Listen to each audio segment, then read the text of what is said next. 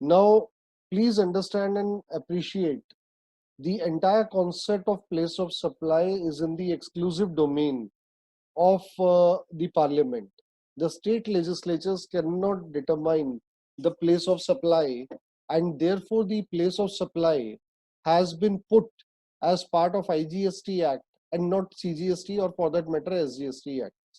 हमारे पास बहुत सारे एक्ट्स आज की डेट में हैं, CGST, SGST, IGST. Place of supply केवल और केवल आपको जो है वो IGST एक्ट में मिलेगा. सबसे पहले मैं बात करना चाहूंगा बहुत ही फंडामेंटल चीज की, और मैं अपनी स्क्रीन शेयर कर रहा हूं आप सबके साथ. I hope my screen is visible.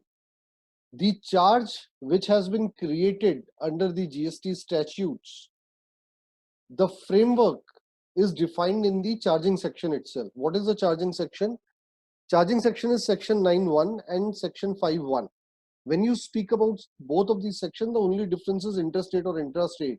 I'm reading out, since I'm talking about the place of supply in IGST. So I'm read out the section 5.1 of the IGST Act. Subject to the provision of subsection 2, which relates to the exclusion of the petroleum product, there shall be levied a tax called the integrated GST on all. Now here is where I need your emphasis on all interstate supplies of goods or services or both, except on the supply of alcoholic liquor for human consumption on the value determined under section 15 and at the rate not exceeding 40% as may be notified by the government on the recommendation of the council and collected in the manner as may be prescribed. Now, please understand and appreciate there are some few fundamentals which this charging section has spoken about. It is talking about a person, a taxable person. It is talking about what GST shall be paid on supply, when it will be paid on time of supply, where it shall be paid on. It will be paid on place of supply. Now, where means where the supply has been consumed. Now, please understand and appreciate the entire GST is a true representation of a consumption tax, unlike our service tax and VAT. And therefore, when you speak about place of supply, it is a reflection or it is a representation कि आपकी supply consume कहाँ हुई. पहले tax उसको मिलता था जहां से सप्लाई ओरिजिनेट होती थी. तो अगर एक गाड़ी बनी दिल्ली के अंदर और वो सेल हुई हरियाणा के अंदर, तो दिल्ली से जो हरियाणा थी, CST जो वो दिल्ली कलेक्ट करता था उसकी किटी में जाती थी. But now under the GST it has become a IGST concept. It has become a concept which is totally vice versa. जो consuming state है that will get the maximum taxes, and to decide which is the state which is having the place of supply, which is having the consumption, which should get the tax out of that particular contribution of tax, will be decided by place of supply. Now, how do we decide interstate or intrastate supply? If both the supplier and the place of supply दोनों अगर एक ही state के अंदर है या एक ही union territory में है, तो उसे हम इंट्रास्टेट सप्लाई कहते हैं. वो CGST SGST के परव्यू में चला जाता है. अगर दोनों अलग अलग स्टेट्स में है, मतलब प्लेस ऑफ सप्लाई एक स्टेट में और supplier place location of supplier other state, then in that particular case you will find that तीन चीजें क्यों सुननी है? ये नहीं सुन रही, ये तो बंद है. ओके, सो कर, मुझे कोई दिक्कत नहीं है.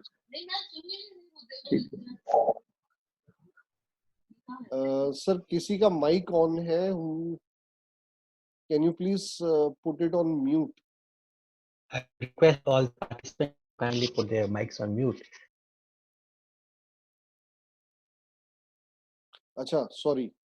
Okay, sorry. So before we also have the honor to have Ashok Batra ji with us today. I just saw the उनकी पिक्चर नहीं आ रही थी, तो we were missing him to see him. So Alok ji, I think you should 1 minute welcome Batra sir also. We are privileged to have Mr. Ashok Batra today, from whom we have learned from the beginnings of my career also. I welcome Ashok Batra ji here today, and we would request Batra ji to kindly guide us wherever he feels some interruption is required. Welcome, Batra ji. Right, Alokji. So we are fortunate to have Batra sir today with us. So let me just come back to what I was saying. I'll definitely take his guidance wherever required. So before you determine place of supply, please decide the classification. Now that's a fundamental rule for place of supply. आपकी अगर classification गलत हो गई तो आपके place of supply में भी गलती होने के पूरे पूरे चांसेस हैं. मैं एक छोटा सा एग्जांपल आपसे शेयर करता हूं. मैंने एक व्यक्ति को मशीनरी सप्लाई करी. अब सप्लाई वर्ड जो है वो बहुत वाइडली डिफाइंड है. We all understand. I am not going into the intricacies. मैंने उसको सेल करी और मैंने उसको रेंट पर दिया. ये दो अलग अलग कैटेगरी ऑफ ट्रांजैक्शन है. अगर मैंने उसको मशीन सेल करी then it is a supply of goods. But अगर मैंने उसको मशीन किराए पर दी then it will become a supply of service. So both of them are having two different classification. Similarly, another example can be mister A जो नोएडा में है, उन्होंने मुझे कहा कि गौरव आप मेरे को एक मशीन सप्लाई कर दीजिए और इंस्टॉल कर दीजिए. और वो मशीन जो है इंस्टॉलेशन और सप्लाई दोनों साथ हैं और दोनों चीजें जो होंगी वो मशीन को इमूवेबल प्रॉपर्टी की एक बना देंगे. So machine installation will tomorrow make the machine immovable. So in this particular case, if I am only supplying the machine, I will be falling within the ambit of supply of goods. But since it is a combined contract of supply and installation, sale and installation, therefore this particular transaction will fall prey to schedule 2 read with section 2 subsection 119 and will become a supply of service. Now had it been a supply of goods, place of supply would have been the location of the buyer, which would have been Noida. But if it is a supply of services where the immovable property is being installed, then my dear friend, it will not be guided by section 10 and section 10(1)(b) benefit will not be available. It will be guided by section 12 and therefore the supply, the place of supply will become Haryana where the machine is being installed. So a small change of classification can bring a lot of difference in your determination of place of supply. Place of supply में classification गलत हो गई तो सब गलत हो सकता है. Second, location of supplier is very very important to be determined. Now my dear friend, this particular term is very sensitive and it is defined in section 2 subsection 15 of IGST Act, and location of supplier has been defined to mean, it is a concrete definition, it is not an inclusive definition.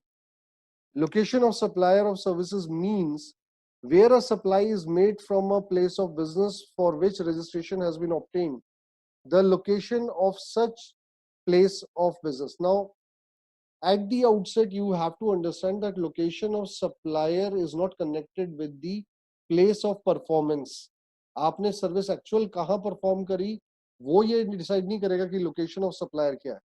Location of supplier is decided by the fact from where are you making this particular supply. So if supply is made from your registered premises, what do you mean by made?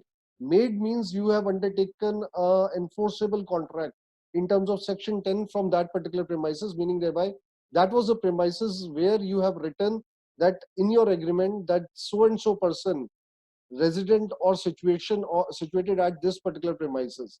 That is the place of supply for you, not the actual place of performance. So the first location of supply shall be determined by his registered premises. If he has multiple registered premises, then in that particular case, where a supply is made other than from the registered premises, then the location of such fixed establishment. So for example, there is a person who is having a registered premises in Delhi and he has just opened up a shop in Haryana, but he is now supplying the laptop or selling the laptop from Haryana. In this particular case, even though the registered premises is in Delhi, since the supply has been made, the contract of supplying the laptop has been made from Haryana, this location of Haryana will become the location of the supplier. Once these two have been done, the third limb of the definition says where the supply is made from more than one establishment, the place of business or fixed establishment should most directly concerned with the supply shall be the location of the supplier. तो for example आपने किसी को एक contract लिया आपने कि भाई मैं आपका इंस्टॉलेशन एंड डिजाइनिंग करूंगा of your kitchen or for that matter of your POS, point of sale shop. In that particular case, the designing is done by a different location, but the installation is done by a different location. Here, the location which is communicating with the customer will be very, very important because it will be taken as most directly concerned with that particular supply, even though the supply is fragmented between different branches. तो बाकी branches क्या करेंगी sir? बाकी branches उस principal branch को जो इस बारी इस transaction में सबसे ज्यादा concerned है और सबसे directly involved है transaction में, उसको supply कर रही. So please, the relationship of a recipient and a supplier vis-a-vis each other in case of multiple supplies within a supply is very, very important for the concept of interest rate and place of supply. Last but not the least, अगर इनमें से कोई भी आप नहीं बता पाएंगे कि भाई ये प्लेस ऑफ मेरा लोकेशन ऑफ सप्लायर इनमें से कोई भी नहीं है, then in absence of such places, location of the supplier will be the usual place of residence of a supplier. Meaning by individual का residence तो ढूंढना बहुत आसान होता है. In case of companies, it will become its the registered office or whatever. Now एक term मैंने use करी थी fixed establishment. What do you mean by fixed establishment? Location of supplier के अंदर बहुत लोगों का सवाल आता है जो कि place of supply और interstate के अंदर बहुत common है. सर मैं दिल्ली में मेरा रेजिडेंस है और मेरा जो रेंटेड प्रेमाइसेस है वो चंडीगढ़ में. सो आलोक जी की बात करते हैं. चलिए साहब, उल्टा काम है. यहाँ तो आलोक जी रहते चंडीगढ़ में है पर उनकी 3 प्रॉपर्टीज दिल्ली में भी है. अनडिस्क्लोज्ड इंफॉर्मेशन थी, मैंने डिस्क्लोज कर दी आज. तो वो जो प्रेमाइसेस दिल्ली के अंदर है तीनों इन्होंने रेंट पर दी हुई. अब किराया जो है आलोक जी को सीधा चेक से चंडीगढ़ पहुंच जाता है. अब आलोक जी कह रहे हैं गौरव क्या मेरे को दिल्ली में रजिस्टर करना है? Now sir question is whether does Alok ji has a location in Delhi. So the first location is it a registered premises? No, it is not a registered premises. Second, is it the premises from which the supply is made? No sir, the supply is made where he has entered into the contract, which is primarily from Chandigarh. Reason being, whatever communication he want under that particular agreement should come to him in Chandigarh, and therefore he will also, he has said very clearly, I am located in Chandigarh, I will decide sitting here to whom I will give my rented premises. So supply into a contractual enforceable contract as per section 10 of the Contract Act is made from the Chandigarh. Now coming on to the third limb, ki sir in case of multiple location, no sir, it is not the multiple location case. Fourth is the residence of the supplier, so that will become Chandigarh. But in between there is one term called fixed establishment. अगर ये rented premises आलोक जी की fixed establishment में convert हो गई, meaning there bye fall कर गई, तो फिर इनको यहाँ पर उस पे रजिस्टर करना पड़ेगा. Now what is a fixed establishment? Again it has been defined in section 2 subsection 7 of the IGST act, whereby it has been provided fixed establishment means a place other than the registered place. तो जो registered place हो गया उसमें हम fixed establishment देखेंगे नहीं. which is characterized by a sufficient degree of permanence and suitable structure. Now permanence तो है क्योंकि ये इनकी premise है, इन्हीं के नाम पे रहनी है, but तीनों locations में और क्या चाहिए? And suitable structure in terms of human and technical resources to supply services or to receive or use services for its own needs. क्या ये rented premises में इनके कोई भी human and technical resources हैं? सर एक खाली कमरा है जिसको इन्होंने एक MNC को दे दिया और वो MNC इनको रेंट दे रही है. He does not have any human or technical resources located here, and therefore this particular property, though belonging to Alok Ji, will not qualify as a fixed establishment of Alok Ji. What is human resource? There has to be a man. What is technical resource? Technical resources allow you to functional, to provide or to assist in provision of any service, for example, a laptop, a computer, or in certain cases, machinery. All of them are technical resources. So if you have sufficient requisite human and technical, but if both are absent, then in that particular case, there cannot be a fixed establishment. There can be fixed establishment जहां पर केवल human resource चाहिए, हम वो भी मान लेंगे.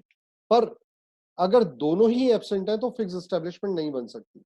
More importantly, क्योंकि यहाँ पर कोई भी नोटिस सर्व होगा, कोई भी सर्वे होगा, अगर ये इनकी फिक्स एस्टेब्लिशमेंट है तो वो इनको एड्रेस करनी पड़ेगी. बट क्योंकि ये लोकेटेड ही नहीं है, रेंटेड प्रॉपर्टी में जो भी काम हो रहा है वो उस एमएनसी का हो रहा है, इसलिए this particular premises can not be from the guard till the entire shop. Nobody belongs to Alok ji, but the premises belong to Alok ji. This particular premises will not qualify as a location of supplier. Third, decide who is the recipient of service. Place of supply बहुत सारे cases में एक ही concept पे dwell करता है, recipient of supply. Service भी हो सकता है, goods भी हो सकता है. Goods के केस में कम देखा गया है, but services के केस में recipient concept बहुत important है. मैं एक छोटा सा एग्जांपल लेता हूँ, सीए फ्रेटर्निटी का ही एग्जांपल लेता हूँ. हम अपने क्लाइंट्स को सप्लाई जो सर्विसेज करते हैं, दो तरह के करते हैं, consulting, advisory and basically the implementation, or what you call that, the actual functioning on the premises of the customer. Now I'm taking a very simple case of filing of a income tax return of an individual. So I have been always a client of, let me say, let us say Arunji in Kolkata. I used to reside in Kolkata, and therefore Arunji has been my consultant for a number of years. But because my job was permanently transferred to Delhi, I got shifted to Delhi. My residence also, underline the word, my residence also got transferred to Delhi, and I'm a salaried employee. And therefore, now I'm living in Delhi. But when it came to income tax filing, I had a confidence that my case was always filed by Arunji. So I will go to Arunji again in Kolkata. And I went to his office and I said, Arunji, please file my return. Arunji was kind enough to accept the request.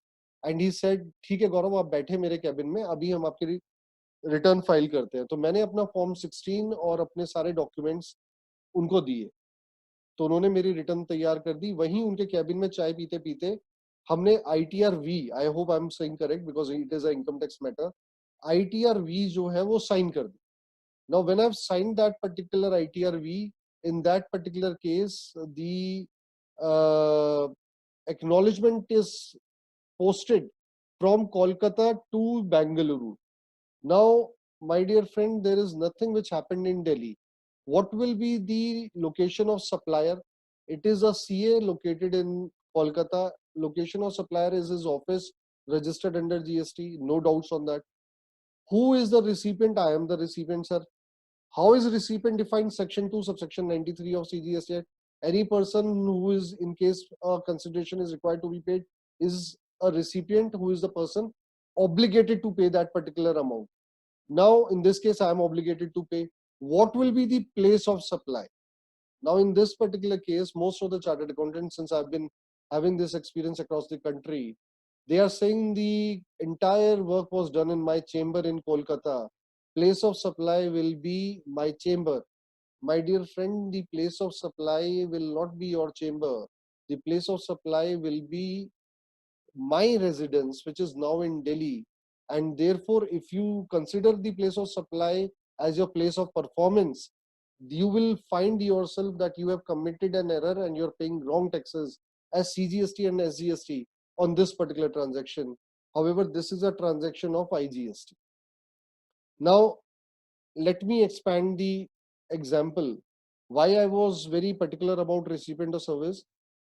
मैंने अपनी ही return नहीं भरवाई, मैंने आपसे request करा कि sir मेरे uncle जो कलकत्ता में रहते हैं, आप उनकी भी प्लीज रिटर्न भर दीजिए.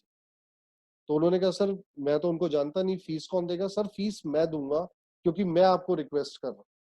Now in this particular case उन्होंने रिटर्न भरी मेरे अंकल के जो कलकत्ता रहते हैं.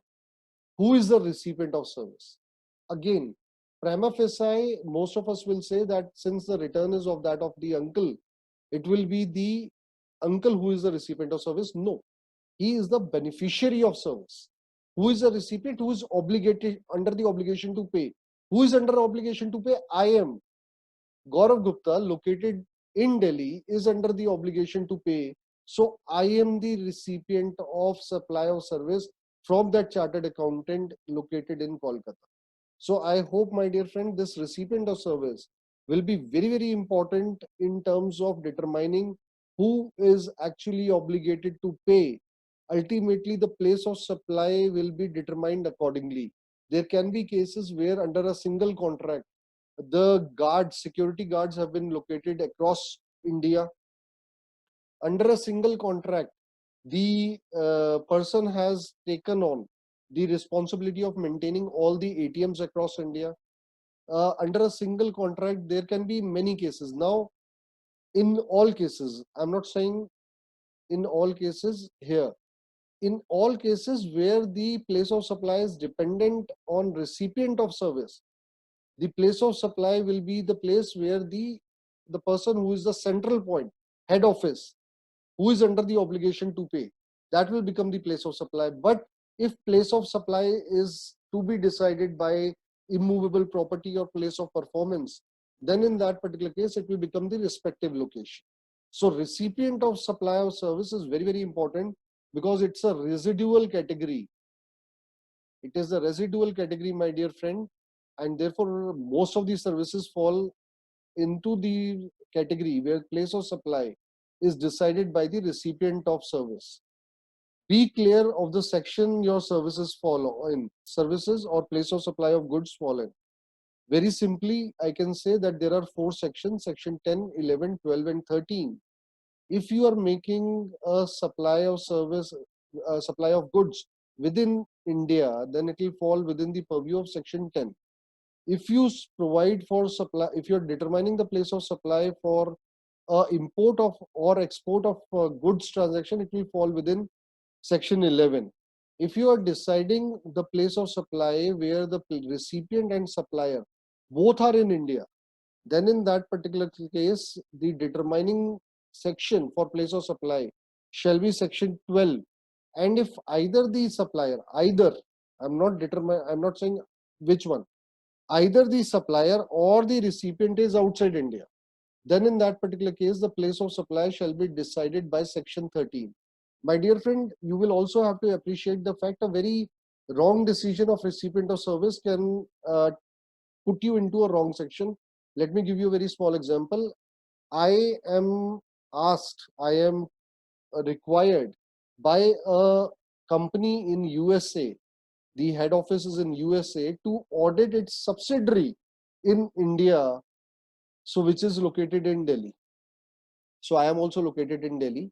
That company which I am auditing is also located in Delhi, but the mandate to audit and the obligation to pay is outside India. So I have to raise the invoices outside India. In this particular case, my dear friend, the place of supply being dependent on recipient of service will not be my place of performance, which is the audit done in Delhi. It will be the person who is under the obligation to pay, the person located in US, and therefore my determination of place of supply shall be done under section 13 and not under section 12. So be very clear under which section your place of supply should be determined. I have already spoken about place of supply not equal to place of performance. Determination of place of supply of goods is different from that of services because their sections are entirely different. There can be cases. Now, I am also hinting at the last statement which I've just spoken about. Place of supply of goods can be different from that of services. Again, I take a very small example. I am located in Delhi. I was asked by a gentleman, I'm a caterer, to undertake a catering service at a function in Gurugram. Now, what has happened is this particular person is again located in Delhi and he is having a function in Gurugram, maybe a offsite or whatever. I am supposed to carry out a catering in Gurugram for him. Now, this particular case, we have to first decide, are we supplying goods or are we supplying services? Meaning thereby, when I will issue, I will take my goods from Delhi to Gurugram, I will have to issue a e-way bill. Now, my dear friend, how do I issue a e-way bill? My dear friend, I will issue a e-way bill on the basis of delivery challan and not invoice, because this is a case of supply of service and not supply of goods. So invoice of supply of goods will not be issued. And therefore, in this particular case, first my goods will go on the basis of a e-way bill, and then I will issue an invoice differently. And therefore, my dear friend, in this particular case, the service place of supply will be determined by section 12 and not as a supply of goods under section 10. So I hope the e-way bill cases are also very, very important. Do not get confused. Whenever you're using a e-way bill, that does not mean that the place of supply will also be determined by the e-way bill. Now, location of supplier I've already spoken of, so I'll not repeat it. Section 2, subsection 93 also has been explained that what are the cases where the person is liable to pay. Interstate and intrastate, now it is it's almost 3 years that we all understand what is interstate and what is intrastate. But more interestingly, the one thing which I missed to mention, when I was reading the charging section 5, and for that matter, the section 9 in case of intrastate supply, you will appreciate that the charge is not merely on supply, the charge is on interstate supply or intrastate supply. There could have been another concept where the charging section could have simply said that charge shall be on the supply. And what would have been place of supply been doing? Place of supply would have been determining merely the state which will get the tax. However, it is not the case, because interstate and intrastate has been made the part of the charging section. So why is it so important for us to read interstate supply, intrastate supply together? Sir, now we are almost 3 years hence. Our first annual report has been filed, the audits which we have done, and the annual returns which we were supposed to file under the GST statute. Whatever we have filed, that is fine. Now that is going to be assessed, that is going to be audited. तो कल को जब audit होंगे और assessments होंगे, तो सबसे पहले क्या चीज हमारे जहन में आती है? सबसे पहले आते हैं show cause notices. Now, my dear friend, in that particular case, when those notices will be issued, time will definitely tell, courts will definitely decide. But if the show cause notices fail to provide the charge very clearly, whether it is a interstate supply or intrastate supply, and merely calls or demands a tax on the supply at the outset, on the very premise of the charging section, that particular demand should fall flat. Meaning thereby, I am issued a show cause notice. Gaurav, you have provided, let me presume, a service of, let us say, renting of laptops. Now, I was under the impression that I am a small person and 40 lakh is the limit of goods, but I was having a turnover of 30 lakhs. But my case is not supply of goods, my case is of supply of services. So my turnover of 30 lakhs does not qualify for that of supply of goods threshold. And therefore, I was supposed to take the registration. So my demand, which is taken up by the department, or my demand which has been put into show cause, if it merely calls for a demand on the value which I have supplied, then my dear friend, that should at the outset fail in the court of law.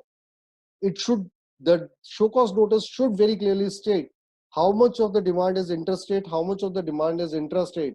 Reason being, the charge is of interstate and intrastate supply. So please do remember, whenever the authorities will tomorrow call for any demands, any values from you, they will also call for the entire detail of who were the recipient and what is the location of the supplier. So those particular things will be very, very material in demands which will be raised in the forthcoming show cause notices. Yes, definitely, once this COVID period is over, then only those particular demands and those processes will be taken up. Section 77, Section 19 of CGST and IGST. When we speak about place of supply, why do I want your attention, why your kind attention on these two aspects? See, I didn't want to take up this particular topic in a very conventional manner. I'm deviating, I'm starting my topic from the very fundamental things. Why this place of supply determination is important. So the determination of place of supply will decide inter or intra. If I am paying state tax, which is intrastate tax, which is CGST and SGST, where intrastate should have been applicable, meaning thereby IGST should have been applicable, then the department can tomorrow call for the correct taxes from me. And what happened to what I have paid, sir, that will be given to you as refund. Now, this is no equity. Reason being, I was supposed to pay 18%, I paid 18%. So आप कल को मैं आपको auditor हूँ, मैं आपके पास आया, मैंने कहा कि साहब आप एक होटल है, आपने IGST इनवॉइस गलत इशू कर दी, आप दिल्ली से महाराष्ट्र IGST इनवॉइस नहीं इशू कर सकते. नाउ यू सेड सर मेरे को कितना टैक्स देना था? मैंने कहा साहब आपको 18% टैक्स देना था. आपने कहा मैंने कितना टैक्स दिया? मैंने कहा साहब आपने 18% टैक्स दिया. But then that 18% is not the law is looking for. It is also looking for the correct tax in terms of intrastate and interstate. So what will happen as the departmental auditor, I will ask you, sir, kindly read this section. It says a registered person who has paid C and S, as the case may be, the central tax and the UT tax on a transaction considered by him to be an intrastate supply, but which is subsequently held to be an interstate supply. Underline the word held, meaning thereby it is not your choice, it should be held by the department tomorrow in that particular case. So why this held is also very, very important, because it will take you out from that limitation of section 54, to my humble opinion. Because tomorrow if this particular is held, so for 17-18 already the limitation is almost over. If today someone say, okay, now you are supposed to pay CNS and you please take back the refund under I, then in that particular case, my dear friend, the limitation of 2 years will itself create a big problem for the person who is wanting to pay tax and take the tax back or the refund of the wrongly paid tax. So tomorrow I am the auditor, I hold that your supply is interstate and the taxes which is C plus S is wrongly paid by you. You please take back the refund of that particular amount. So shall be refunded the amount of taxes so paid in the manner and subject to the conditions as may be prescribed. My dear friend, in this particular case, that particular refund of C plus S will be made to me, and I will be demanded IGST incomplete. So sir, can't the government itself adjust the two? No sir, the provision does not speak about the inter-adjustment of wrongly paid taxes by the government. The assessee has to pay the correct tax and take the refund. Why these provisions were demarried from each other? Why the mere adjustment could not have been given by the department, as also held by the single member bench, which is again by the Honorable Kerala High Court. So the inter-adjustments have, to my humble opinion, not kept because of two things. वो क्यों inter adjustments नहीं रखी गई? Number one, otherwise the governments inter se have to debate this particular levy amongst themselves.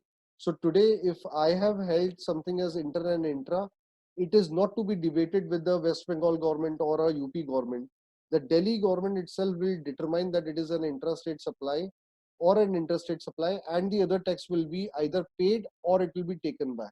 So you have to appreciate that there will be many cases where you have made an interstate supply, but being your jurisdiction within your state, the central officer or the state officers will be tempted to convert the interstate into intrastate so that the taxes can come to that particular state. Now this is a big anomaly. However, having said so, there will be some resolution in the coming days to this.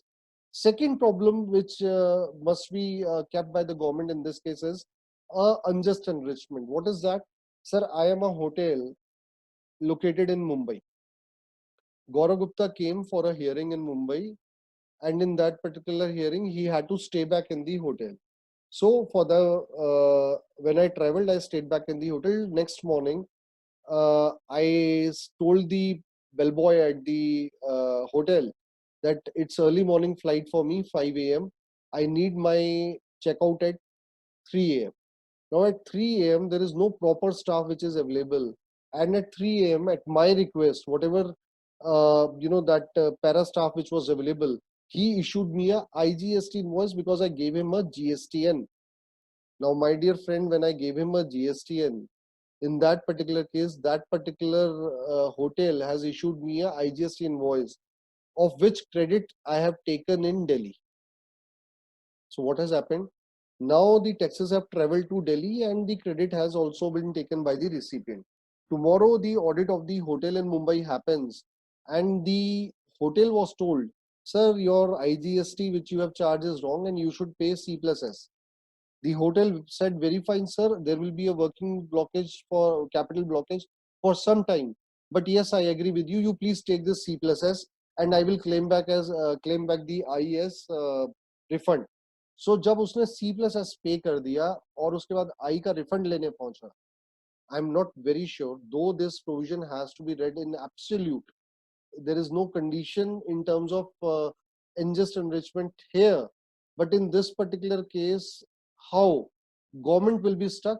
The credit of that particular tax has already been taken in Delhi by another registered person, and therefore that taxes no longer remain in the kitty of government, and therefore it will not be easy for the government to refund it back.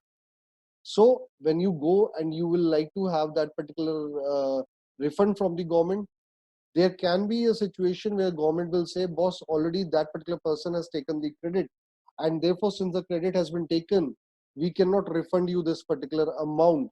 So this person who was the hotel in this particular case has got stuck because he has paid C plus S and I both, of which credit has been taken by the other person, and therefore there will be huge litigations in the coming days merely on place of supply, because a supply to registered persons or a different place of supply will cause a lot of problem in the coming days. I gave you at the outset one small example where this gentleman was charging IGST because he was getting purchases made from other states as IGST tax. So his interpretation of place of supply was, if I'm getting IGST, I can only supply IGST. Completely wrong interpretation, sir. Your input and output are two different limbs of your supply. Do not mix them. I, C and S are not absolute taxes. Whatever I receive, I will only pay that. Be very, very clear on that, sir. Now, coming on to the intrastate supply.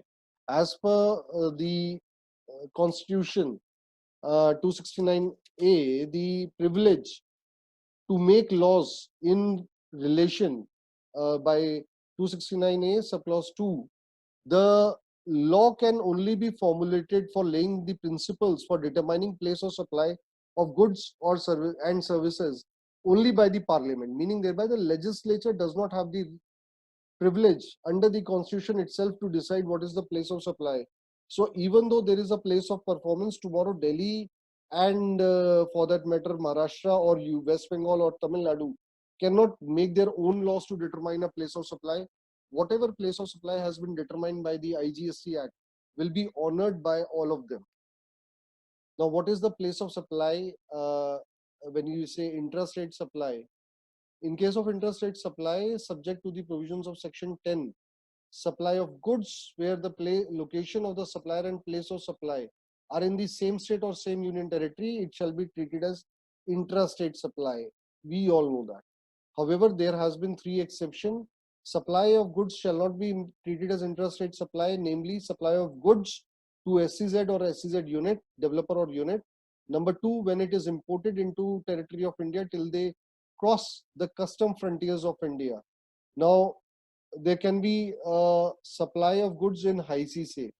Again, those goods are being imported into territory of India, and it is before the custom frontiers have been crossed.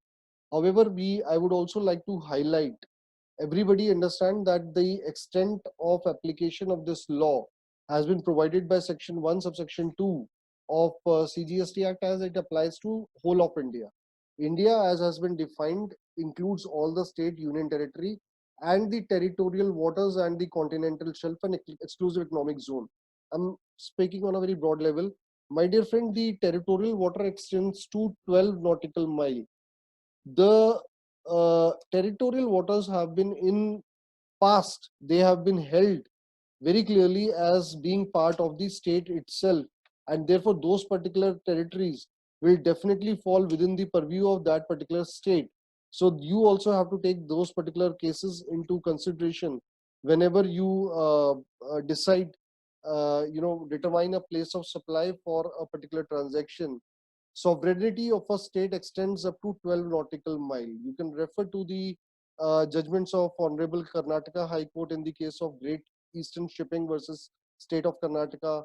Again, same view was taken in the case of AM SSVM Company versus State of Madras by the Madras High Court double division bench. Now, a number of cases again you will find on this particular matter.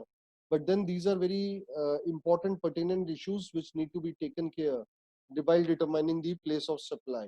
So second was the goods being imported into territory of India. Territory of India, again, I have highlighted certain typical issue. Third is supply made to a tourist referred to in section 15. Now, a tourist who is from outside India, that is primarily on a very broad level has been referred to in section 15.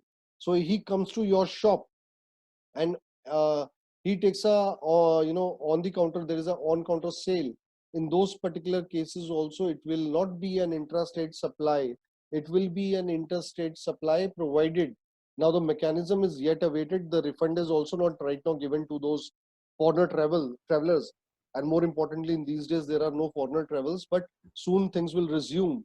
When such a person comes to a shop in Delhi, let's say Janpat, bought some goods, he can get his passport referred on the invoice and can show that particular goods and that particular invoice at the airport. Those goods should not be consumed within India. Those rules are yet to be notified by the government, but as it usually happens, this is the methodology where a tourist can carry goods outside India and also claim refund of that particular tax which has been paid by him in India as IGST at the airport. Since the entire tax will be refunded at the airport, it has been kept very much into the purview of central government only, and therefore kept outside the purview of state governments. Now, similar to section 10, again subject to section 12, in case of supply of services where the location of the supplier and place of supply are in the same state or same union territory, it will be treated as intrastate supply. My dear friend, proviso has again been given. If it is that intrastate of supply shall not include supply of services to a developer, SEZ developer or a SEZ unit. My apologies. My dear friend, you have to be very clear that this particular proviso has also been clarified by the circular. However, in case of the advanced ruling, in the case of Gokte infrastructure, the learned advanced ruling authority held otherwise in case of the hotel. However, the circular clarified the position. If you are supplying any services, even though in normal or the parlance, the place of supply would have been that particular premises only, the place of supply in such cases will be not a intrastate supply, will be a interstate, not the place of supply. The supply will not be an interstate supply. Intrastate supply will be an interstate supply. My apologies. Now, here comes a very crude concept, a very tough concept which has been troubling many a people. Section 8 explanation has created a fiction whereby the premises which are outside the territory of India or in different states, they have been resumed, they have been taken.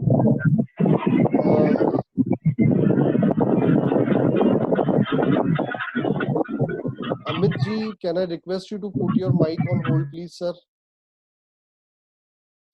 Thank you, sir.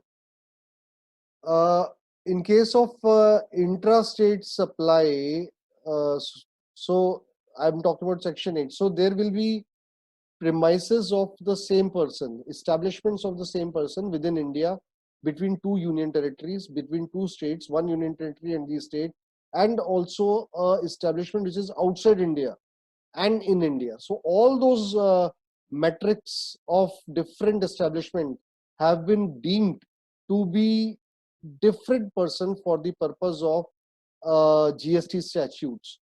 So an establishment in India, meaning let us say in Patna, and an establishment outside India, let us presume London. So both of them will be taken as distinct person, two person. Similarly, an establishment in a state, let us say Delhi, and an establishment in Haryana will be deemed to be between two different person. Why this presumption has been taken? Any supply which happens between these two units is presumed to be a supply between two distinct person. Now, where the entire problem comes, the problem comes with the between in terms of explanation two. A person carrying on a business through a branch or an agency or a representational office in any territory shall be treated as an establishment in that particular territory. Now, my dear friend, why this explanation 2 is causing a lot of problem? It is causing a lot of problem because it is becoming a hindrance in export of service. Export of service as defined in section 2 subsection 6 of IGST Act is defined to mean a supply of service when, and there are 5 conditions given: supplier is located in India, the recipient is located outside India, place of supply of service is located outside India, the payment of such particular service is received in convertible foreign exchange within the time permitted or wherever permitted by RBI in INR. But the last and the most important condition which is causing a problem because of this explanation 2, the supplier of service and the recipient of service are not merely establishment of a distinct person in accordance with explanation 1 to section 8. So meaning thereby, if it is a transaction between two branches, one of which is located in India and the other one is located outside India, it will not qualify as an export. So I am a company having a head office in USA and I'm having a branch in Gurugram. What this Gurugram branch is doing, it is providing me the back office support for my US head office. Now this particular branch, kindly please appreciate, 3 terms have been used: business carried through a branch or agency or a representational office. Now they branch, we can understand that yes, it is the same person, or an agency.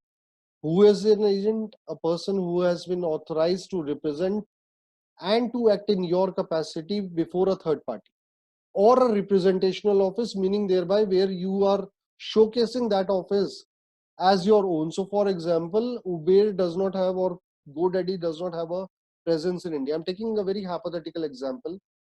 They have their offices in India, but I'm taking a fictitious example. So if those people, they don't have their actual offices in India, but they asked a person in India that you please carry out the operation as my agent. In that particular case, that particular person being an agent, even if it is supplying services to a party outside India, because that agent will be supplying services to persons in India and also will be getting a consideration from the original company outside India. So this agency office will be deemed to be, it will be treated as a establishment in that territory. Now, my dear friend, it falls within the person, within the ambit, sorry, of a distinct person. Now, what is the problem? The problem is the transaction might not qualify as an export in these particular cases. I will read out the third clause again: an establishment in India and any other establishment outside India shall be deemed to be establishments of distinct person. Right, sir? So my Indian establishment and outside establishment. However, explanation 2 says even an agency office shall be treated as an establishment of that particular person in the territory. So in this particular case, the fifth condition of export of service, even though the office belongs to another person, will not be fulfilled और इस case में export of service qualify नहीं कर पाए. So all the intermediaries who are acting on behalf of another person, all those agents, all those representational offices, they will not qualify as they will not qualify as export of services in these cases. However, if you are a subsidiary or a group company, but you are not acting in the capacity of agent or representational office, but you are providing services on a P2P basis and not on a P2A basis, principal to principal and not principal to agent or agent to principal. In that particular case, sir, your services will qualify as an export, even though you are a group company or a subsidiary company. But if you are a branch, agent or representational office, you will not get the benefit of being of having this transaction as an export. तो अगर आप किसी के behalf पे ticketing करते हैं, जैसे GST agreements होते हैं, बहुत सारी एयरलाइन कंपनीज के एग्रीमेंट्स हैं और वो सब हैं, in that particular case there will be a problem because those particular you know parties are acting as a agent for that particular third company which is located outside India. Now my dear friends, please understand and appreciate that agency is a very typical word. Agency is a very widely term. It includes a broker also, it includes a trader agent also. Agency is something which puts you into the capacity to represent the principal and to conclude a transaction. But if you are merely acting in a P2P capacity whereby you are supplying merely information about prospective customers from India, you are not an agent representing the third party, then your services can definitely qualify as a export of service. One of the landmark ruling which you can refer to in this particular case will be that of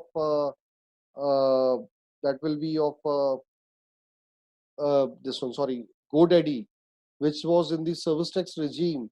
It is a beautiful case distinguishing between the intermediary and proper P2P contract where business support services can be provided. Now, my dear friend, please also appreciate the word agency will somewhere or a representational office will somewhere also cover the nuance of intermediary. The way intermediary has been defined in section 2 subsection 13, intermediary means a broker, an agent or any other person by whatever name called. So even a representational office obviously will not be doing anything else, who arranges or facilitate the supply of goods or services or both, or securities between two or more persons, but does not include a person who supplies such goods or services or both or securities on his own account. So if I am into a representational position, into a P2A position, I will be covered as an intermediary. But if I do not have the capacity to represent you before a third party or to facilitate the provision of your supply of goods or services to the third person, then in that particular case, I will not qualify as an intermediary. So in explanation 2, if you fall as an agent or a representational office, section 13 subsection 8 already covers that, I would say, risk, because in section 13 subsection 8 वो transaction जो है उसका place of supply, location of supplier ही है, and in that particular case export की एक और condition जो है वो fail हो जाती है, which is place of supply of service lies outside India, and therefore my dear friend, in that particular case, in no circumstances your transactions will qualify as a export of service. Speaking of intermediary, a lot of questions are being asked. I'm taking the most favorite question of everyone. Sir, if I provide services of agent to a person outside India and I'm getting foreign receipts, मतलब मैंने उसका माल India में या तो बिकवाया या उसके लिए मैंने इंडिया से माल प्रोक्योर किया, और इन दोनों केसेस में मुझे क्या हुआ, मेरे को वहां से commission I. In that particular case, my dear friend, that particular case will be a case of intermediary, and the person who is providing such a service to the entity outside India will qualify as an intermediary, or uska place of supply will be his location, and therefore since the location of supplier and place of supply has converged, in that particular case, my dear friend, the supply will be a intrastate supply and not an interstate supply. I hope this particular concept I am able to clarify. Let me take 2-3 examples very quickly on this. Number one, आपने supply करी agency services for procurement of goods from India. आपने लुधियाना की एक factory से, आप दिल्ली में बैठे हैं, लुधियाना की एक फैक्ट्री से माल की क्वालिटी टेस्टिंग सब करके प्रोक्योर करवाया to a company in London for textile.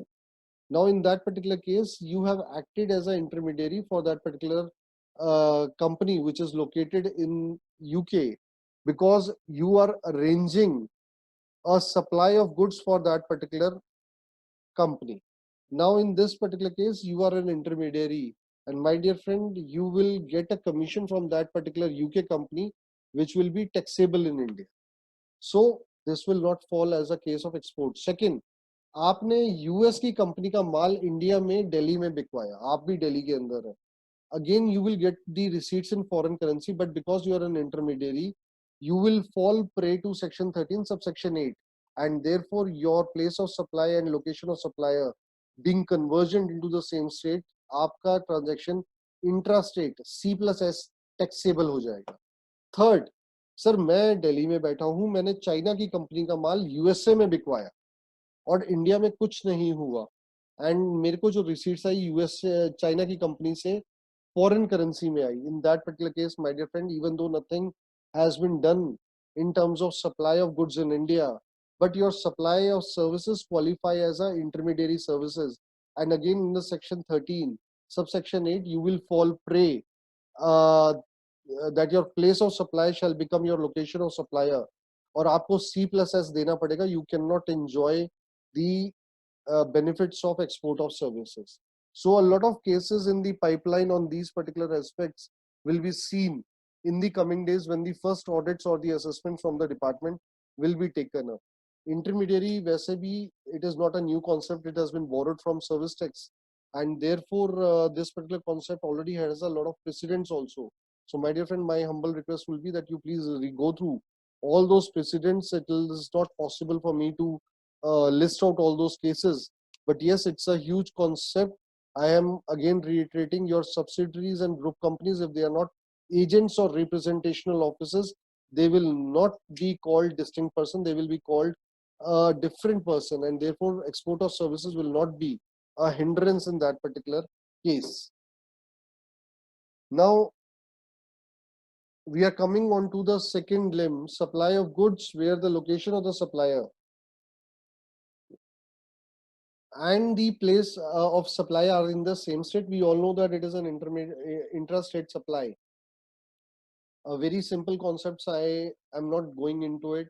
Import of goods till they cross the custom frontier. Now, one very pertinent thing which I like to highlight.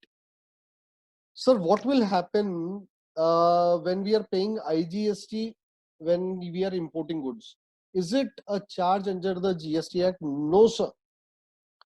An IGST charge on the import of goods is not a charge under the GST Act, but it is a charge under the Custom Tariff Act only. If you read section 5 of IGST Act, it very clearly the proviso has been given. Section 5 subsection 1 of IGST Act, provided that the integrated tax on the goods imported into India shall be levied and collected in accordance with the provisions of section 3 of Custom Tariff Act on the value determined under the Act, at the point when duties of customs are levied on the said goods under section 12 of the Customs Act. So my dear friend, this particular levy is excluded from section 5, which is the charging section of IGST, and IGST on import of goods is made under the Custom Tariff Act and not under the GST statute. When you look into the definition of supply also, you will find that supply contains the import of services and not import of goods. Again, preliminary, I'm moving ahead from that particular concept.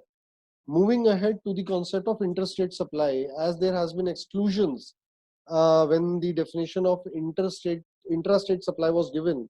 Again, interstate supply, when it has been defined in section 7, contains certain inclusions also. So subject to section 10, where the supply of goods is and the location of supplier are into two different states or two different union territory or a state and a union territory, it will be treated as an interstate supply of goods or commerce. We all understand that. Similarly, supply of goods imported into territory of India till they cross custom frontiers shall be treated to be an goods supply of goods in the course of interstate supply or commerce. Now, please appreciate, there will be a debate, there will be a anomaly.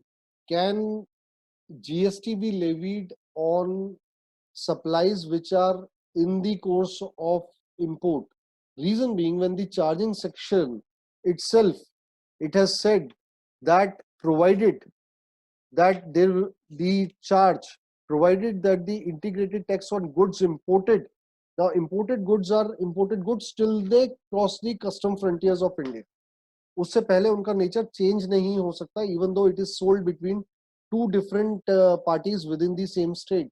So my dear friends, in my humble opinion, even the entry of exclusion in Schedule 3 was not required.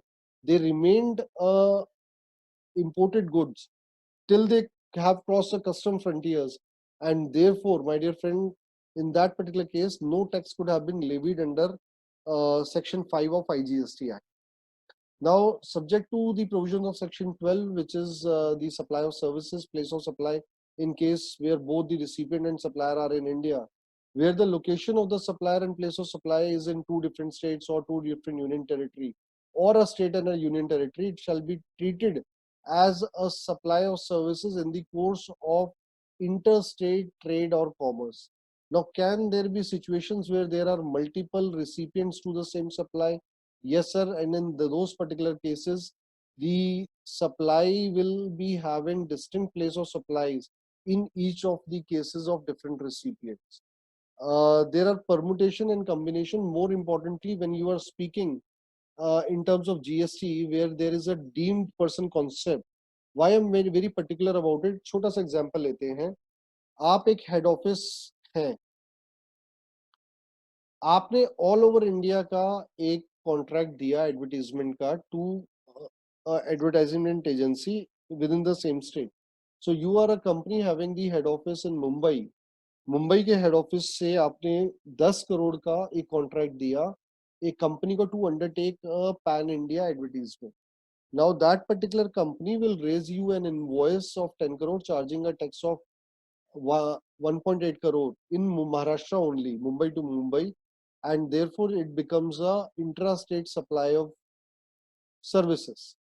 Now, my dear friends, in this particular case, can it be said that the entire services are consumed within Mumbai? It can be said if it is attributable to only one branch, but if it is attributable and it's a pan-India advertisement, then other branches are also getting benefited of this supply. So who will be the supplier of service in this case to the head office? In this particular case, supplier will be the advertisement agency, recipient will be the head office. But what about the relationship between the head office and the branches? Sir, again, since the branches are also getting benefited, the entire input tax credit cannot be enjoyed exclusively by the head office. It will have to create a cross charge to its branches of such an advertisement expense. So please appreciate there is a difference between a cross charge and ISD and a supply per se between different branches. It's again a separate topic. I'm not going into it, but for determination of again the place of supply and recipients, you have to understand that the charge which has been made by the advertisement company to the head office will be again further cross charged to the benefited branches. What will be the value? Value will be determined as per section 15, and more particularly when 15.4 comes into play. Rule 28 will definitely be playing an important role because it is between related parties. And when the related parties come into play, Rule 28 second proviso plays a very important role, which provides a flexibility of valuation to the related party transaction. Let me again come back to the next entry. Supply of services imported into Indian territory shall be treated to be a supply of services in the course of interstate trade or commerce. Now, I am not explaining any other thing, but I am focusing myself on import of service. Sir, what is an import of service? Again, that has been defined in section 2, subsection 11 of IGST Act. Import of service means a supply of any service where the supplier of service is located outside India. मतलब एक consultant UK में बैठा है, supplier है consultancy service का, recipient of service is located in India. Let us say Reliance has received the consultancy from that consultant located outside India, and the place of supply of service is in India. Now, what is the place of supply in this particular case? It will be the location of the recipient in case of consultancy services. Therefore, all the three limbs are clearly satisfied, and therefore it can be called as an import of service. Sir, supply of service imported into territory, meaning thereby import of service, shall be treated as a supply of service in the course of interstate trade और commerce. मतलब आप बाहर India के बाहर से जो भी services आप लेंगे उस पे जब आप रिवर्स चार्ज पे करेंगे तो आप आईजीएसटी का पे करेंगे, आप सीजीएसटी और एसजीएसटी का पे नहीं करेंगे. सो ये आपको बहुत ध्यान रखना है. गलती से भी अगर आपने C+S कर दिया तो उसका क्रेडिट भी आप ले लेंगे. Tomorrow again the charge can be disputed by the government. I'm not very sure to what extent. Maybe जैसे अभी इंटरेस्ट के ऊपर रिलैक्सेशन आई है सेक्शन 50 सबसेक्शन 1 मेगा इंजीनियरिंग में ऑनरेबल तेलंगाना हाई कोर्ट, जैसे वो डिसीजन आने के बावजूद गवर्नमेंट ने looking into the complexity it has given a relaxation to the assessees कि केवल नेट के ऊपर इंटरेस्ट चार्ज होगा. मे बी जब ये प्लेस ऑफ सप्लाई का डिस्प्यूट एक मास स्केल के ऊपर सबके सामने आएगा तो इंटर एडजस्टमेंट्स किस लिमिट तक गवर्नमेंट अलाउ करेगी वो भी एक देखने वाली बात है. But as on date there is no provision. Please do not presume that there will be a automatic adjustment of wrong inter or intra C+S or I wrongly paid by you. So जितना भी import of service आप outside India से करेंगे उसके ऊपर आपको tax pay करना है under reverse charge. Now since this import of service is a very important topic, let me spend 5 more minutes on this. Import of service किस किस केस में हो सकता है? कंसल्टेंसी हमने समझा क्यों, प्लेस ऑफ सप्लाई इंडिया के अंदर फॉल करता था तो ये इंपोर्ट ऑफ सर्विस को क्वालिफाई कर गया. But let me speak that the managing director of a company has gone outside India and has stayed in the hotel in India, then in that case, my dear friends, section 13 provides that in these particular cases, the place of supply shall be the location of these immovable property where accommodation has been provided. And therefore, as per the provisions of section 13, subsection 13, the 13 subsection 3, the place of supply shall be the location of hotel, which is, let us say, Paris. Now, in this particular case, my dear friends, since if you look into the definition of import of service, supplier is outside India, recipient is in India, but place of supply is not in India. It is falling outside India. My dear friend, you are making a payment to a person outside India in foreign currency. Even though you are making a payment to that person outside India in foreign currency, since it does not qualify as import of service, it will not be liable for payment of tax GST under reverse charge. I hope I am making my point very clear. जिस भी service जो कि supplier ने बाहर से provide करी है outside India से और जिसका प्रीमाइसेस और जिसका प्लेस ऑफ सप्लाई इंडिया में फॉल नहीं करता, उस केस के अंदर आपको इंडिया में रिवर्स चार्ज में टैक्स देने की जरूरत नहीं है. So immovable property is one case. Second, restaurant में मैनेजिंग डायरेक्टर ने एम्प्लॉय ने खाना खाया, नहीं देना आपने टैक्स. साहब आपने कोई भी ऐसे केस में टैक्स नहीं देना जहां पे सप्लाई में place of supply outside India fall करता है. एक और बहुत इंपॉर्टेंट क्वेश्चन आता है जो सभी कहते हैं कि sir application of a statute for a law made by the Indian Parliament should only lie within the territory of India. How can you tax a supply which is made by a person outside India? More particularly when section 5.3 and 9.3 are not deeming you as a supplier of service, you are merely a person liable to pay. Supplier of service remains outside India only. Now, my dear sirs, please appreciate that we also have Article 245 in the constitution which allows the extraterritorial application of the laws. Now, extent how it is applicable, the word supply has incorporated the word import of service. And import of service is defined that the supply is from a person outside India to in India, and place of supply falls within India. Applying the concept of consumption of tax, this particular transaction has been brought within the purview of taxability in India. But still, I can tell you in the coming days, the very basic section of levy, whereby the act to what it applies to whole of India. Even section 1(2), subsection 2 of section 1 of IGST Act speaks about it. Section 1(2) of CGST speaks about it. Let us leave it for future. आने वाले time के अंदर ये चीजें court decide करेगा. Supply of goods or services or both, when the supplier is located in India and place of supply is outside India, to or by a special economic zone or a special economic zone developer, unit or developer, or in the taxable territory not being an intrastate supply. मतलब कोई supply ऐसी जो intrastate में fall नहीं करती है but वो taxable territory में है. In that particular case, my dear friend, it will be deemed to be an IGST supply. Now, I am also taking a very small example. There can be cases where both the supplier and the recipient are located outside India. अब यहाँ पर कितने तरह के cases हमारे सामने आ सकते हैं. मैं इंडिया में हूँ, रिसिपिएंट भी इंडिया में है, सप्लायर और रिसिपिएंट दोनों इंडिया में है. सप्लायर इंडिया में है, रिसिपिएंट आउटसाइड इंडिया है. सप्लायर आउटसाइड इंडिया है, रिसिपिएंट इंडिया में है. सप्लायर और रिसिपिएंट दोनों आउटसाइड इंडिया है. ये 4 कैटेगरी ऑफ केसेस जो हैं वो बन सकते हैं इन जीएसटी. अब इसकी कॉम्प्लिकेशन में थर्ड डायमेंशन और ऐड कर दिया गया, प्लेस ऑफ सप्लाई.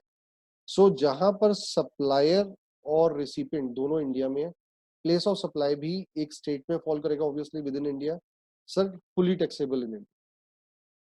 सप्लायर और रिसिपिएंट इंडिया में है, place of supply outside India वो फॉल करता है. उन केसेस में काफी सभी में प्रिज्यूम ये कर लिया गया है कि that has been placed, that place of supply is in the India at the recipient's premises.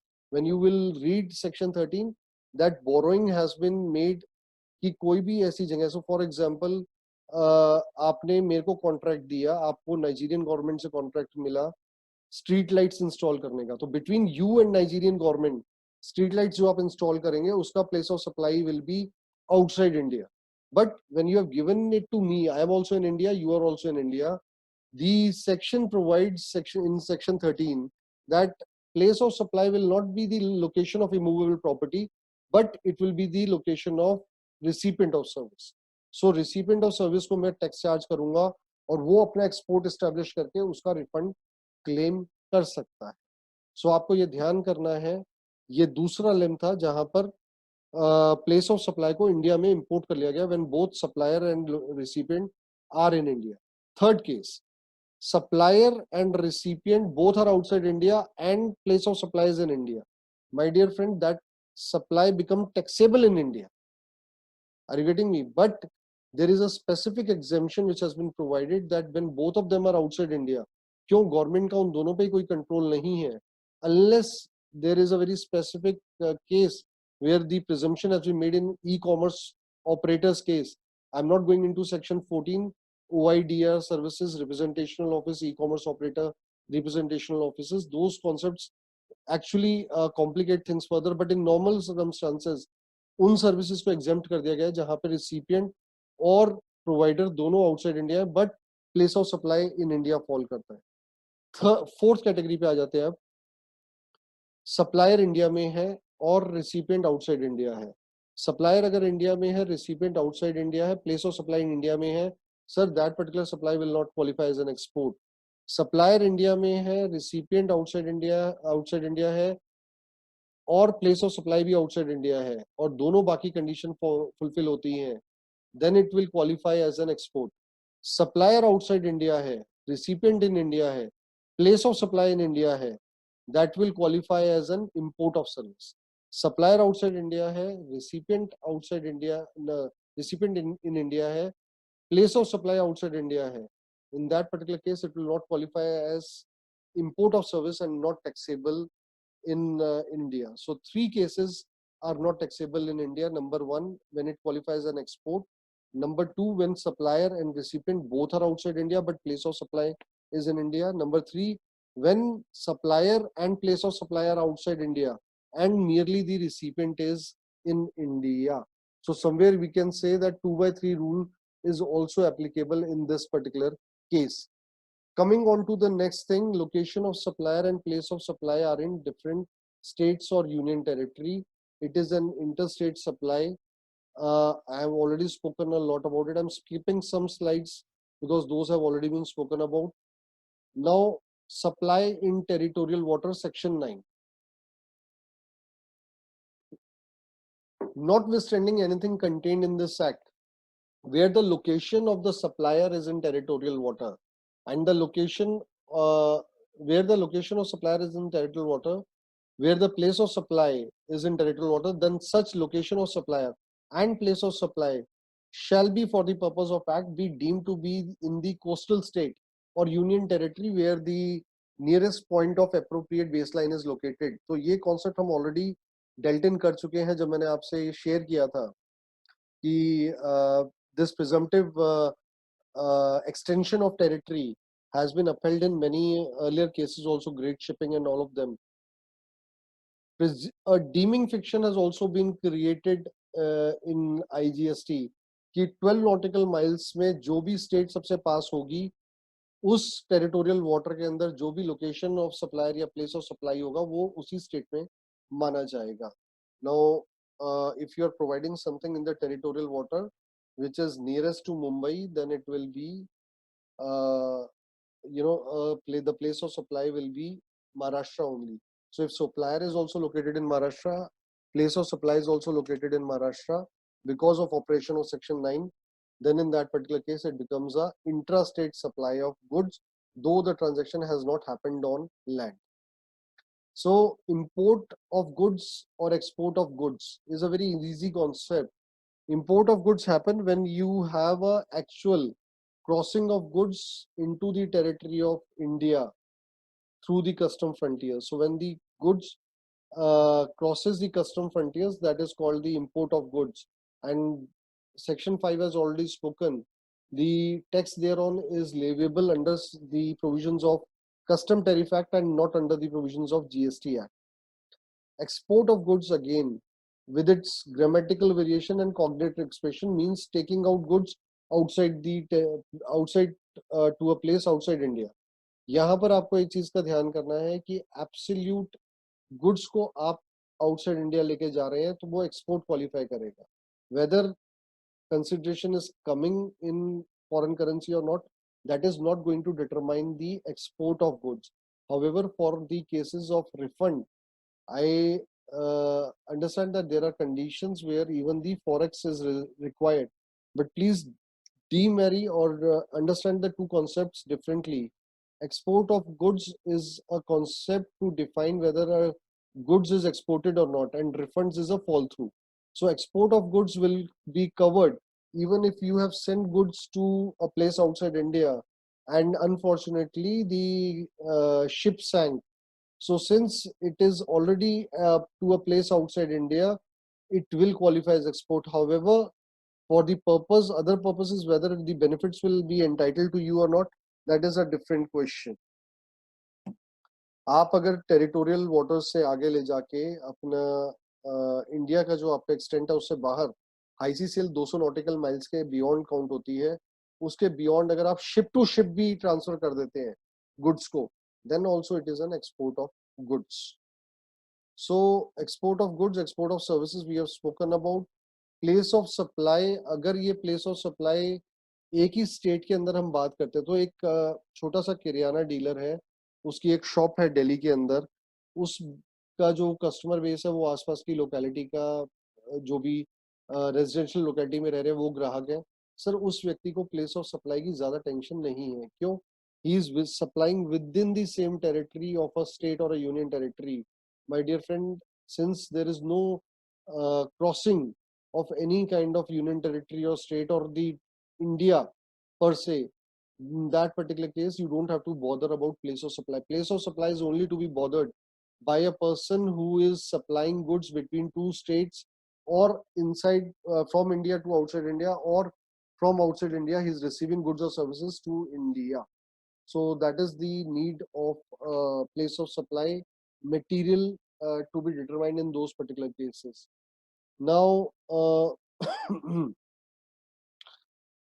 I have already briefed you that the sections which will be applicable in case of goods and services are different. So we have spoken at length in beginning. We all understand that supply of goods, normal cases, I am taking only the typical cases now. I will not be stretching on the, I'm straight away coming to the examples. Section 10 subsection 1A talks about where the place of supply in terms of goods will be the location where the goods terminate for delivery to the recipient. Now, my dear friend, ये concept जो है वो ये नहीं पूछ रहा कि आपका recipient कहाँ locate करता है. वो ये कह रहा है कि आपकी delivery वो कहाँ पे terminate हुई है, the movement कहाँ terminate हुई है, where it will be construed as delivered to the recipient, and it is not also talking about where it is delivered to the recipient. The two phrases are read by section 10(1)(a) together. I am repeating what it has been said. Where the supply involves movement of goods, whether by the supplier or by the recipient or by any other person. So it is not necessary that only the supplier can undertake movement. अगर recipient movement undertake करेगा, तो अगर ये but obvious है कि वो उसी जगह पे terminate हो गई supplier की goods की movement, it has to not to be seen from the perspective of the supplier's goods movement. It has to be seen from the perspective of the movement of goods per se. Let me repeat what I said. आपको ये नहीं देखना कि supplier की movement of goods कहाँ पे terminate हुई है, आपको ये देखना उस सप्लाई की मूवमेंट ऑफ गुड्स कहाँ टर्मिनेट हुई है. अब वो मूवमेंट ऑफ गुड्स सप्लायर भी ले सकता है, अंडरटेक कर सकता है. It can be undertaken by the buyer also, and it can also be undertaken by any third person also. However, the place of supply of goods shall be the location of goods at the time at which the movement of good terminates for delivery to the recipient. Now, there are two schools of thought in this particular case. One school of thought says कि sir क्योंकि supplier की जो delivery है, the movement of goods for delivery है, वो तभी खत्म हो गई जहां पे रिसिपिएंट ने लिया. It will become a transaction and the location of supplier will become the place of supply. तो हरियाणा से एक बंदा ट्रेवल करता है राजस्थान, वहां पर वो एक बड़ा सा टीवी पसंद करता है, रिलायंस के शोरूम राजस्थान से वो टीवी परचेज करता है, अपनी गाड़ी में डलवाता है और उसको लेकर दिल्ली आ जाता है. तो क्या इसका प्लेस ऑफ सप्लाई राजस्थान होगा या दिल्ली होगा? Now this is one case which is being disputed. This person is a unregistered person, इसलिए ज्यादा आपको तकलीफ इस केस में नहीं होगी क्योंकि उसको आईटीसी क्लेम नहीं करना. बट सपोज अगर वही मैं टीवी को रिप्लेस करके एग्जांपल मशीनरी में कर देता हूँ और मैं इसको और थोड़ा सा एग्जैजरेट कर देता हूँ, I take a machine of 100 crore, तो कितना आईटीसी इन्वॉल्व हो गया इसमें? 18 crore. But delivery is ex factory, meaning thereby the supplier की जो फैक्ट्री है उसके गेट पर ही डिलीवरी रिसिपिएंट को दे दी जाएगी. उसके बाद जो भी रिस्क और रिवॉर्ड होंगे वो रिसिपिएंट के होंगे. My dear friend, the concept for both the cases, the Reliance showroom delivery and the delivery to the 100 crore machine, will be same if you are determining the place of supply. In case of television as the shop, then in the second example also it will be the factory. However, if you are determining it the location where it will the movement will terminate, which is, let us say, Haryana in this particular case, then in both the cases it will be Haryana. So do not case wise or convenience wise change the place of supply. I hope I'm very clear in this particular case. To my humble opinion, even though there are two school of thoughts that the movement of goods will terminate for delivery to the recipient at the shop only, my dear friend, in this particular case, to my humble opinion, the movement will terminate in the state of Haryana you will issue a e-waybill as a supplier, even though the delivery taken by the recipient and movement undertaken by the recipient from your shop, the movement will ultimately terminate in Haryana. So there is definitely two school of thoughts. Let us leave it to a future point of time when it will be decided. So there, I'll take another small example. You have asked me in 10(1)(a), I am located in Delhi, you are located in Delhi, you are a recipient, you came to me, I am a watch dealer. आप मेरे पास आए, आपने कहा मेरे sister जो हिमाचल में रहती हैं, मेरे को एक वॉच खरीदनी है, आप उनको वो वॉच कुरियर भी कर दीजिएगा. तो आपने सिर्फ मेरे को 10,000 रुपए पेमेंट करी और आप चले गए, बट मैंने as a watch owner delivery जो है कुरियर से सीधा आपकी सिस्टर के पास करा, इनवॉइस लगा के. So bill to ship to, where both the recipient and delivery location, none of them is a registered person. In this particular case, my dear friend, the place of supply will be the location at which the movement of goods ultimately terminate, which is Himachal Pradesh, and therefore I, being a supplier in Delhi, will charge IGST. Second case which comes up is in the case of a registered person. Why I'm saying registered person? Because 10(1)(b) uses a very typical word, which is the principal place of business of the receiver. Now, principal place of business of a receiver will be only the registered location. It will not become, in common parlance, a fixed establishment of the receiver. So, if you are dealing with a registered person who has asked you for a bill to ship to transaction, my dear friends, in that particular case, the place of supply for you will be the location of that particular person, registered person, to whom you have made the supply, but delivery has been made to some other location. So let me take a very small example. A company in Haryana is manufacturing ATMs, and it has been called by SBI LHO located in Delhi, the local head office. And SBI head office has wanted the company in Haryana to supply ATMs across North India. Now ATM is being supplied to location in Delhi, ATM is being supplied to location in Haryana, to location in Himachal, Jammu and Kashmir, and so on. Now, my dear friend, what will be the place of supply for this particular company, which is located in Gurugram and supplying different ATMs at different places? Sir, the place of supply in this particular case will be the principal place of the receiver, which is the local head office. But sir, the actual goods have traveled to different states, and you have always told that this is a concept of consumption. Taxes should travel to the state where the goods are consumed. Now the ATMs which have reached Himachal Pradesh, what will happen? Taxes, you are sending taxes to Delhi. Sir, in that particular case, Delhi will again raise an invoice to each of its location for supply of goods. So first there is a deemed supply to Delhi, and then again a deemed supply from Delhi to that location, while the physical movement has happened directly to that location. So there are two invoices making the bypass of place of supply via the registered place of the registered person, and therefore ultimately taxes will reach the state where the goods are located, even between branches. मैंने ये case क्यों लिया? ये case आपके ऊपर बहुत cases में applicable होगा, और बहुत आई वुड से इसके ऊपर अभी तक चर्चा प्रॉपर नहीं हुई है. I am taking a very small example, the marketing material. Now what happens is, usually the marketing material is procured by the head office or one of the offices in a consolidated manner, and then the marketing material is moved to different locations across India.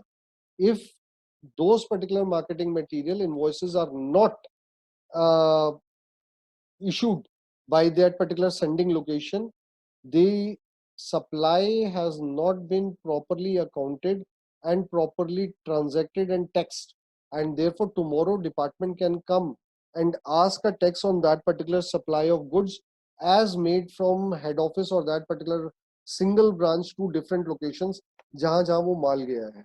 तो आपने जहां पर भी consolidated manner में POS material खरीदा या कोई भी सिंगल प्रोक्योरमेंट करी, so कई कंपनीज क्या करती हैं, ATMs is a very common example which was there in the past, though practices have been changed.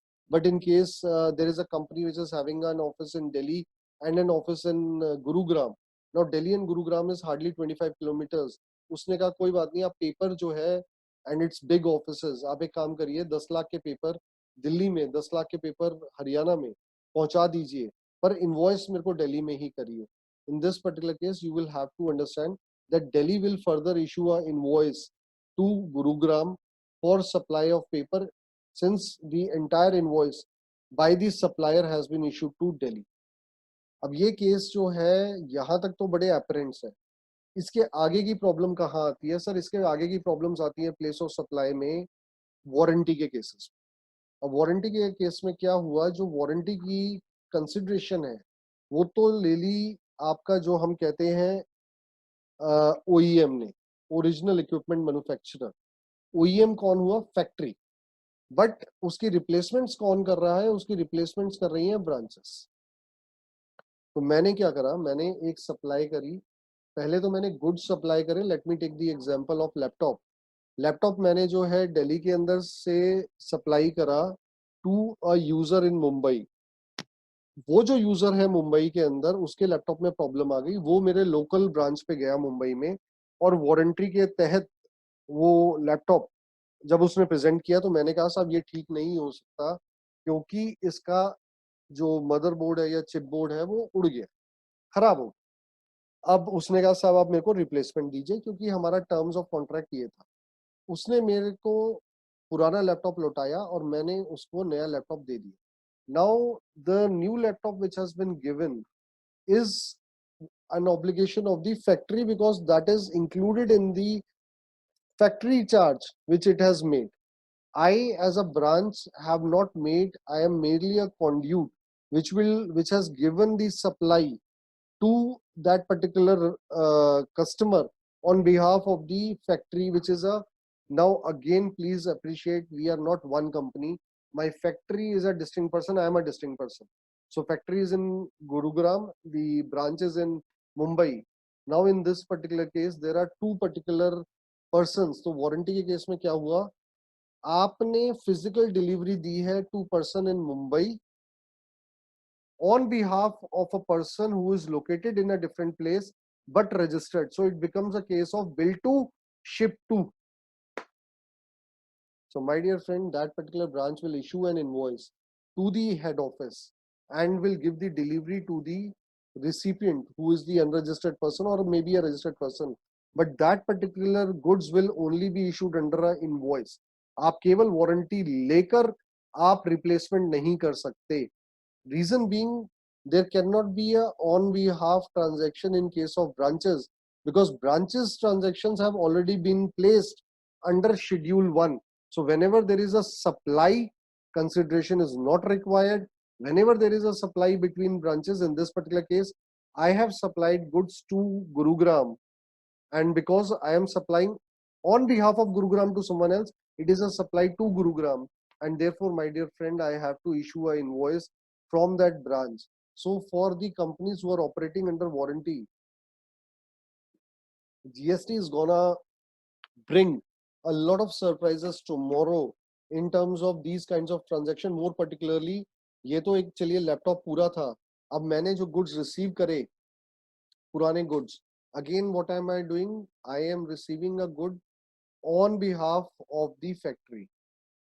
Again, factory has asked the customer, kindly please give the goods to my branch, meaning thereby the credit note or the benefit of that particular goods, which are the damaged goods, whatever comes out of it, will be given to me by my branch in terms of a credit note.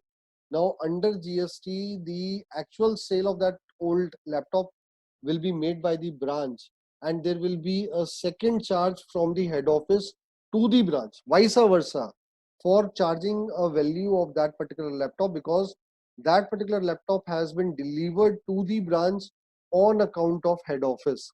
A bit complicated, but these things have to be taken in account. More, if you go into more depth, very small items, when ICs are replaced in warranty, when servicings are done, in those particular cases, this place of supply under 10(1)(b) poses a lot of problem. I am leaving the other places of supply in case of goods. Supplier on board of conveyance is a different concept.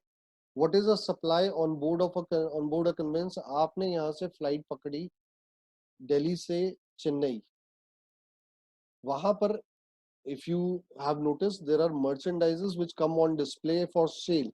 If you are buying any merchandise for sale on that airplane, when you are on board that conveyance, your place of supply will be the location at which goods were taken on board. So अगर वो goods जो है वो दिल्ली से चढ़े थे, तो the place of supply will be Delhi. It will not be the location from where you have boarded. It is the location from which the goods have boarded. So please do keep these things in mind. There is a difference between sale of goods and supply of catering services on board. So अगर आपने खाना consume किया and you have not bought a good per se, then in that particular case, my dear friend, you will be finding a challenge, you will be finding a issue, and your place of supply can move out from section 10, can go into section 12. In case of place of supply of services, when both the supplier and the recipient is located in India, I'm taking cases where there is no import or export of services. Location of recipient and location of supplier both are in India. Let me take a very simple example. I am located in India and in Delhi, and Harishji is also located in Delhi. We both are located in Delhi. So for me, it's a transaction covered under section 12. I have already in my example earlier, मैंने एक बारी बताया था कि अगर मेरी location India में है, बट मेरे को यूएस की कंपनी ने कहा कि आप मेरी इंडियन ब्रांच को या इंडियन सब्सिडरी को ऑडिट कर दीजिए, then the recipient is not the Indian branch or Indian subsidiary. The recipient is whom? Recipient is the US company. And my dear friend, in that particular case, you should not see section 12, but you should see section 13. And there are cases where the place of supply will be different. As a general rule, place of supply of service in all general cases except those specifically specified in section 12 in subsection 3 to subsection 12, all those place of supplies will fall in general rule, and the place of supply will be the location of the recipient. So if the location of the recipient, if he is registered, you definitely know the registered location. If he is not registered, then if it is on your records, it will be the location of the service recipient on records. If your records does not have the recipient location, then in that particular case, your own location, which is a supplier location, will become the place of supply.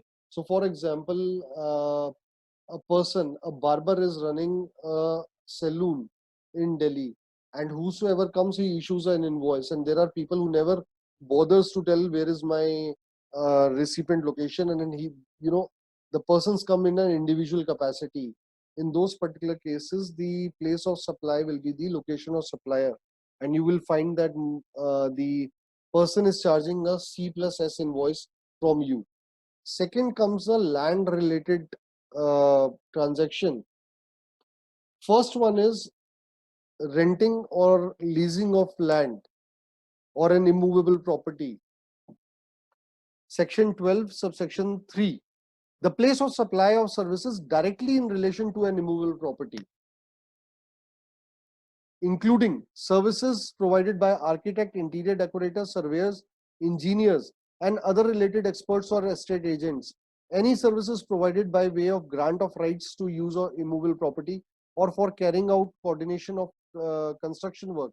All of them have been termed as the place of supply will be determined where that particular immovable property is located.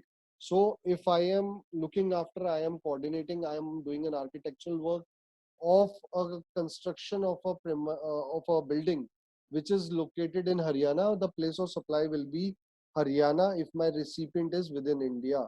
Now, please appreciate it has used three different concepts. Number one, directly in relation to an immovable property, including. Now, that particular service should be in relation to the immovable property, but not from the use of that immovable property. I am distinguishing these two concepts here. Why I am distinguishing these two concepts here? Agar from the use of immovable property would have been covered within the phrase directly in relation to an immovable property,